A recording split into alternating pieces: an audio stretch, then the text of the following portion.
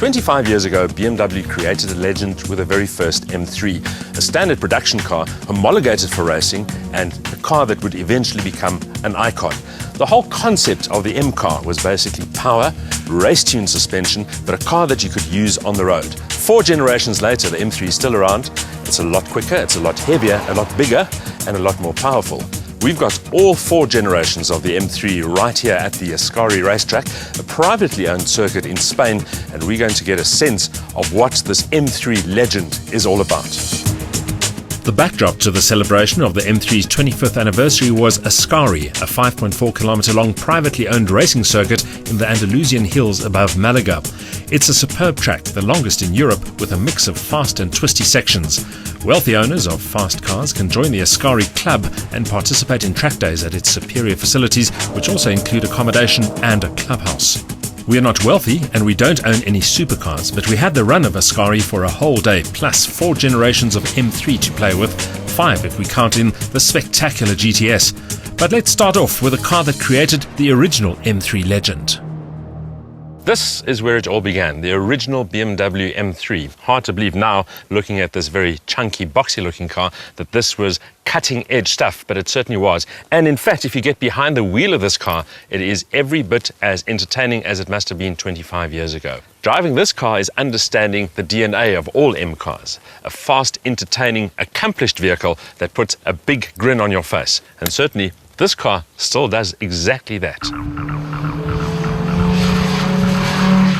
The original M3 boasted a 2.3-litre 4-cylinder engine, a 5-speed manual gearbox with a dogleg first gear and rear-wheel drive. It was homologated to pave the way for BMW's entry into Group A touring car racing, and the result is a chunky, muscular-looking two-door with a bold rear wing, lower extended sills and blistered wheel arches.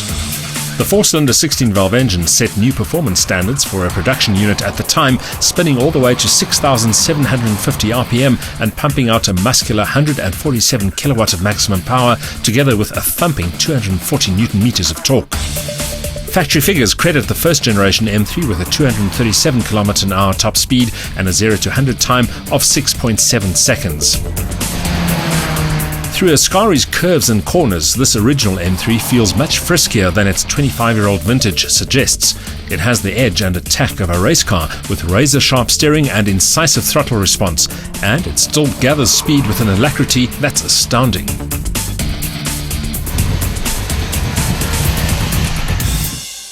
I could have spent all day piloting this car, but back in the pits, the clock was ticking, and there was more M3 machinery to sample. Second on our list was the E36-based M3, which upped the ante with a move to a 6-cylinder engine with commensurate improvements in power and torque. BMW assembled various examples of each model for our perusal and also linked the track experience to a road route, allowing us to experience the cars in real-world driving conditions too. The E36-based M3 was the second in the overall M3 lineage, but for South Africans, it was the first time they got to savour an M3 at first hand. Behind me, of course, a convertible version, which we did have in South Africa. It was also a tin top, and in fact, there was even a 4-door. From a driving perspective, this is perhaps the most user-friendly of all the M3s. Feels surprisingly soft and easy to cope with, nothing edgy, not like the previous car and not like the ones that followed. 6-cylinder engine, pretty nice car, but not my own personal choice. It's certainly a lot easier to pilot at speed than the older car. The suspension is more pliant, the steering more forgiving, the ride smoother and more refined, but it's still a thoroughbred and one with a fair turn of speed.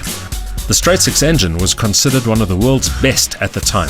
210 kilowatts of max power and 320 Newton meters of torque, all from only 3 litres. Drive to the rear wheels is via a 6-speed manual gearbox. The Mark II M3 is able to complete the 0 to 100 dash in 6 seconds flat, while top speed is limited to 250 kilometers an hour. From past to present and from road car to pure racing machine, the M3 DNA is also perpetuated in bespoke machines such as this one, the M3 GT2, a 375 kilowatt monster that made its debut in this year's Le Mans 24-hour. This example is also the latest BMW art car with bright livery created by artist Jeff Koons.